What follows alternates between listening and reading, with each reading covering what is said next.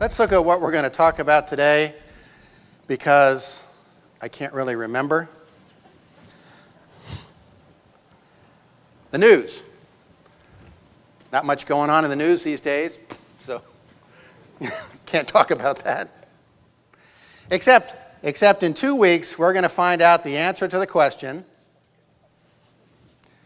will Bob Dylan accept his Nobel Prize? You all may choose to remember 2016 as the inextinguishable dumpster fire of a presidential election. I, however, am going to celebrate the fact that somebody who can't sing is going to win a Nobel Prize for poetry. And he's one of my heroes because even though Bob Dylan really can't sing, he's been a fantastic entertainer, which only proves that if you really don't have to be able to fly to be a fantastic flight instructor. So that gets me back on point, and I only have 30 minutes because we're running out of time and I don't want to get in the way of your first bathroom break. So I want to talk about flight training, and we all know it's the best job in the world except for the three little things: the airplanes, the customers, and the instructors. Now don't get me started on the first two. We're just going to talk about the instructors for a little bit. We're going to talk about their technical competence and their customer service skills, both of which I am going to give you an argument that they may not be where they should be. Now, a long time ago in a land far away, an aircraft manufacturing company put together a group of people. And these people were knowledgeable and energetic and extremely good looking. And they were put together to help help pilot centers. I can't say the word Cessna because, well, I'll announce it here. In 2020, I am running for President of the United States of America. Wait.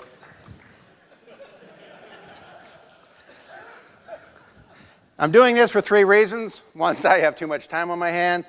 The second is you don't have to have any qualifications. But more importantly, there is nothing that can absolutely disqualify you from being president. So I'm going to be there. So where did this group of people come from? All right, so we had this group of people, and it was organized in this company. First it started out under sales, then it went to production, then it went to marketing, then it went back under sales, and then it went gone. And the real problem with the organization was not what they were doing for the flight school owners. Many of you went to some of those presentations. The fact was that all these well-meaning managers of these particular organizations didn't understand that pillared organizations never really work towards the common goal, which is branding of the company and getting the product out the door. They try, but they can't do it because they're too busy running their own little organization. That's why that organization doesn't exist anymore. And I consider that, from a management point of view, kind of a sophomoric attitude. And, pardon me for the English lecture this morning, sophomoric comes from the Greek, from the 2 words sophos, which means, okay, wise, and moros, which means, okay, good, fool. So literally, wise fool. That'll come up later in the test, so pay attention. Now, all these schools were gathering one evening in Wichita, and as it turns out, it gets cold in Wichita. I was supposed to give a presentation on the implications of tax, buying new airplanes and putting them in flight schools. I really wanted to be talking about flight instructors, but I didn't. And the reason I didn't is because it's really hard to talk about flight instructors. Even though we realize that these are the people who are the least invested in your company, yet, because they have the most direct contact time with your customers, actually drive the success of your company, and therefore your success. So we all know they're touch-and-go employees. It just depends on how long. Back in the days when all you had to have was 250 hours, a commercial pilot certificate, vision in one eye, and half a pulse, you could be hired by fly-by-night airlines in your dream to get up to eventually to the big boys. Sandia introduces the new SAI 340 Quattro TSO'd airspeed, attitude, altitude, and slip. With integral backup battery, safety never looked so good. See it now at www.sandia.aero. Based on the popular Sling 2 LSA, the Sling 4 was designed to be the most practical and desirable lightweight four-place experimental aircraft on the market. Find out more about this 115 horsepower turbocharged airplane at airplanefactory.com.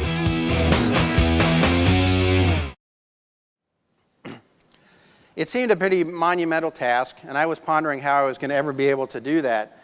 And I didn't think I was going to be able to until I met Skippy. And Skippy taught me all about deer urine. And that's what we're going to talk about today. I think. Or other stuff too. So it was cold, and I didn't have a sweater because we come from the southern part of the Republic of Texas. And I said, well, I'll go get a sweater. And right near where I was staying, they had this very large outdoor store. And they weren't common back in the day. Now they're all over the place, Cabela's, Pro Bass. But this one was a little bit different. This giant outdoor store, and I walked in, and I was a little bit surprised. This store was about the size of a super Walmart, and it was just full of aisles and aisles and aisles of mostly guns, ammunition, and edged weapons. I had never actually been in a store this big. I mean, they had so many guns in there that they could equip most of the, Central European armies easily. And I came at a bad time because there weren't a whole lot of customers in the store. But what there were, a lot of people who worked in the store, and they all had an orange and tan shooting vest. Now, I assume that was so that you would know that they were employees when they came up and harassed you. But I looked, and there's nobody in the store, and all I see is this sea of orange and tan shooting vests. Now, I don't like to shop. I'm a hunter. I wanted to hunt this sweater, kill it, get out the door, go home. But I couldn't get anywhere without somebody walking up, and you could see them coming over the aisles. And you try and move away, but now they change course. And they show up in front of you and say, "Can I help you with something today, sir?" Or, "Can I answer any questions, sir?" "Oh, no, thanks. I'm just looking for sweaters." "I'll walk you over there." "No, that's okay. I can walk myself over there."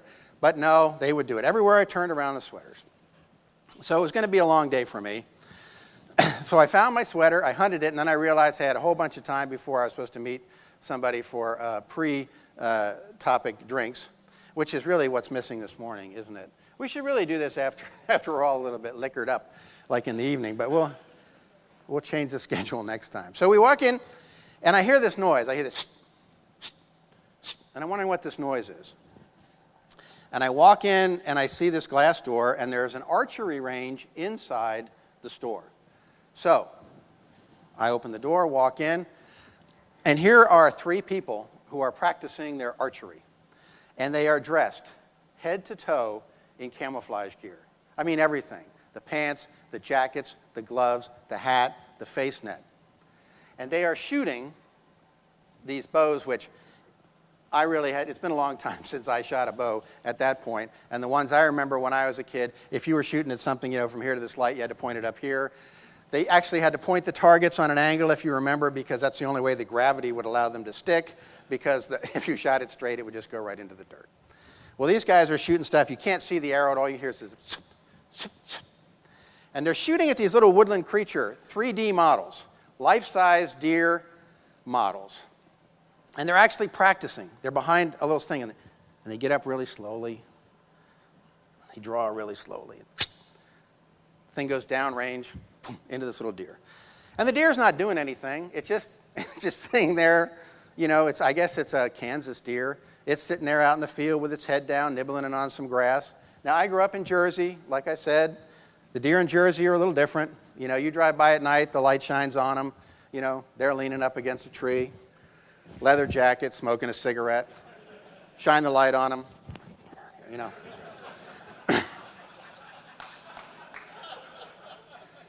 Clearly a different set of animals at that point. So they're doing this, and I'm watching for a while, and somebody sneaks up behind me, scares the shit out of me. And it says, "Can I help you with something?" "Oh, geez, no, that's fine." And he goes, "Yeah, we have all this time. Would you like to try to shoot?" And I turned around and I said, "No, thanks. Clearly I'm not properly attired." And I walked out the door. And as I was walking out, now I want to get out of the store really badly because I can see this sea of orange vests coming.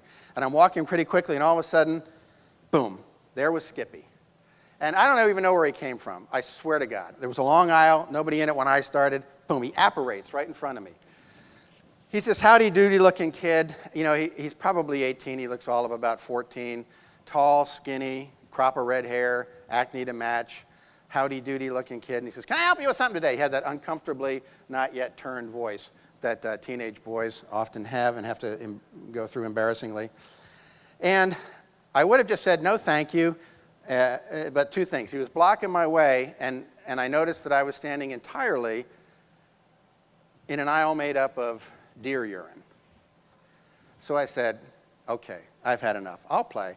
I said, "Well, yes, I have a question." And I looked at his name tag, and I forget what it was, but we'll call him Skippy. "Okay, Skippy, I have a question.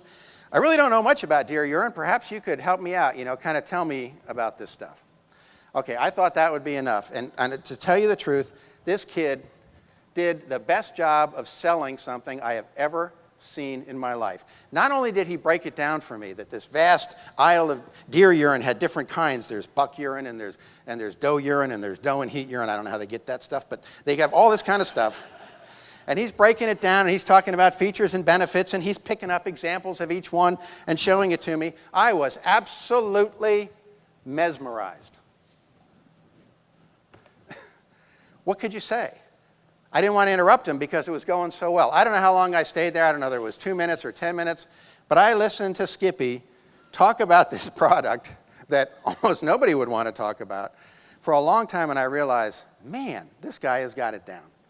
So up until that point in my life, and I admit at no time after, did I ever really have a need for a bottle of deer urine? But I couldn't leave without getting something. I mean,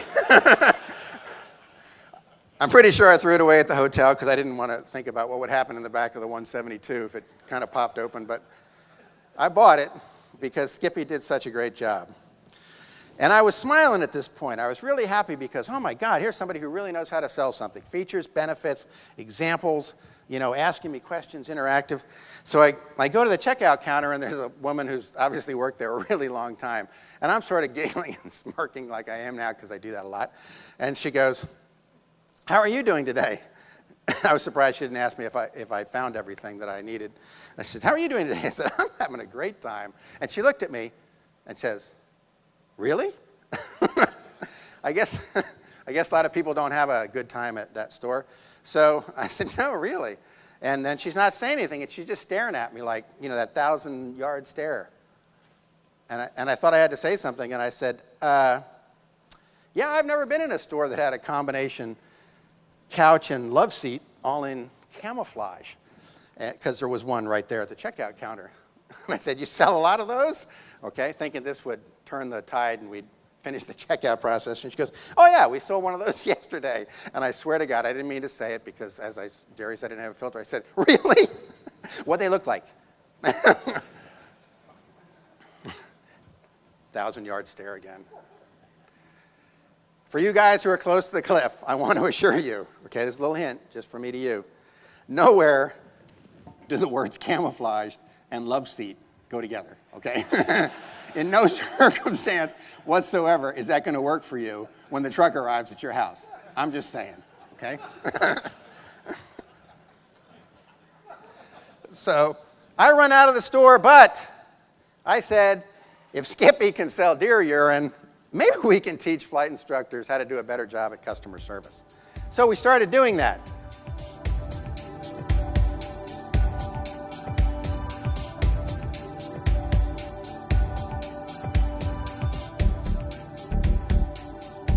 Aero-TV is brought to you by Concorde's recombinant gas RG series sealed battery technology produces a high-performance battery with the advantages of being pre-tested and fully charged at the factory.